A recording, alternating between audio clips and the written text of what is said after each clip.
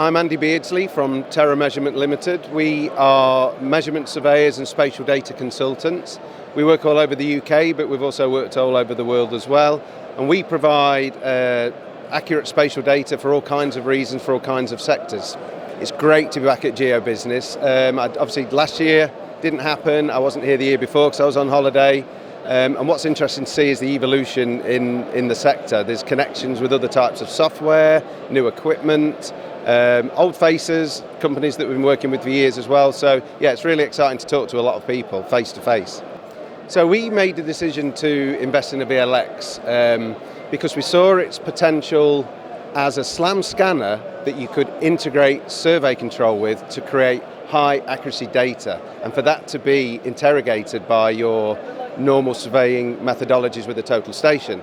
And we knew that we'd use that for measured building surveys, but we already were innovating before we'd even ordered one and how we could use it. And what's been fantastic is that we've used it in an indoor and large-scale outdoor environments, tied in with survey control network, because that's our value proposition to clients. It's the high accuracy data.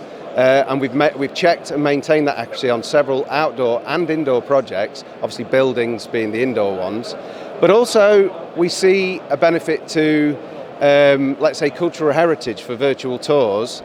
But also with the IVON software, there is a way of being able to just show the client their data that they may not usually look at, and also give them the spin that it's been captured in a way that was really lacking disruption to either staff or the general public in spaces where usually you'd spend a lot more time with traditional equipment.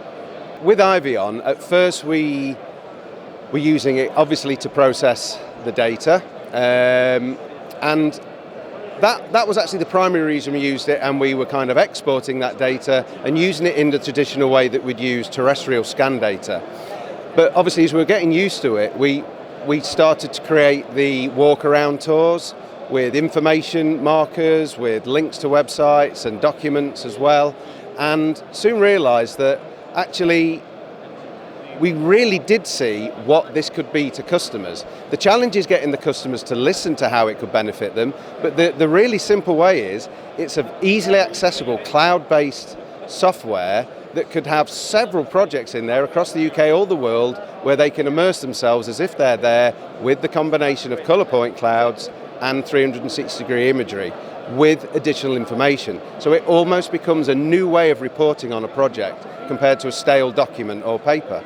The future for mobile mapping and actually 3D data capture is wild and exciting. The reason I say it's wild is because there are so many different ways of capturing 3D data now.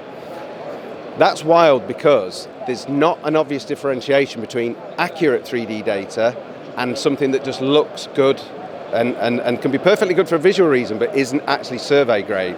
So the future for mobile mapping is great for accessibility and allowing more people to look at 3D data in a different way, for virtual reality and so on, and accessibility in terms of physical accessibility for cultural heritage museums.